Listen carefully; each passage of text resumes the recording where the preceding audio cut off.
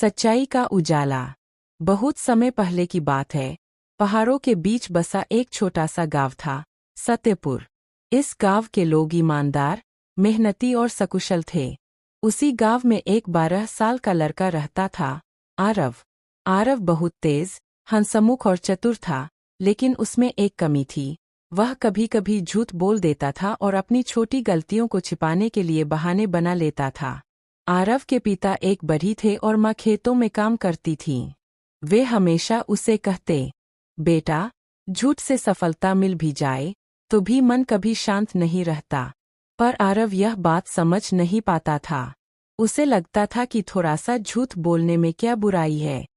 एक दिन गांव में यह खबर फैली कि पास के जंगल में एक बड़ा मेला लगने वाला है। वहाँ खेल, मिठाइयाँ, झूले और कई आश्चर्यजनक चीजें होंगी। हर बच्चा उत्साहित था।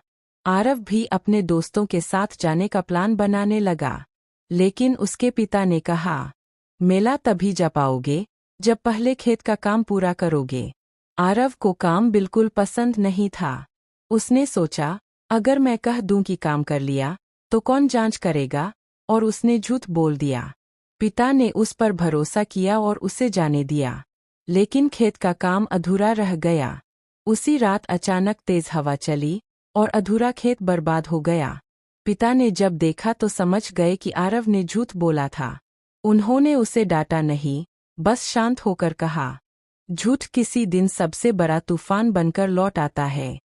आरव को थोड़ी शर्म तो आई, पर उसने फिर भी अपनी गलती को गंभीरता से नहीं लिया। कुछ दिनों बाद गांव में एक और घटना हुई। पास के जंगल में रहने वाले महान संत गांव में आए। वे दूर दूर तक अपने ज्ञान और न्याय के लिए प्रसिद्ध थे। उन्होंने घोषणा की, जो भी बच्चा सबसे सच्चा और साहसी होगा, उसे मैं अपने साथ शहर ले जाकर पढ़ाऊंगा, ताकि वह बड़े होकर गांव का नेता बन सके। यह सुनते ही हर बच्चा खुश हो गया। आरव भी बहुत उत्साहित हुआ। उसने सोचा, यदि मैं थोड़ा नाटक करूं, तो संत मुझे चुन लेंगे। संत ने बच्चों को एक एक करके अपने पास बुलाया और उनसे सिर्फ एक सवाल पूछा, सच और झूठ में क्या फर्क है? कुछ बच्चों ने किताबों जैसा उत्तर दिया। किसी ने कहा, सच अच्छा होता है। किसी ने कहा, झूठ बुरा होता है।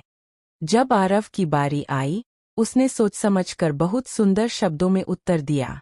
उसके शब्द इतने मीठे थे कि सभी प्रभावित हो लेकिन संत ने उसकी आंखों में देखा और मुस्कुराते हुए बोले, तुम सच बोलते हो या सिर्फ सच की बातें करना जानते हो? आरव चौंक गया। उसने आंखें झुका लीं। उसे अपने झूठ याद आने लगे। खेत का झूठ, बहाने, छोटी छोटी गलतियां। संत ने और कुछ नहीं कहा। वे आगे बढ़ गए। उस रात आरव को नींद नहीं आई। पहली बार उसे लगा कि उसकी वजह से उसके पिता को नुकसान हुआ था और उसने उनका विश्वास तोड़ा था। वह रो पड़ा। सुबह होते ही उसने हिम्मत करके पिता के पास जाकर सब सच बता दिया। आंसू भरी आंखों से बोला, पिताजी, मैंने झूठ बोला था, मुझे माफ कर दीजिए। पिता ने उसके सिर पर हाथ रखा और कहा, गलती से बड़ा झूठ नहीं और सच्चाई से बड़ा साहस नहीं।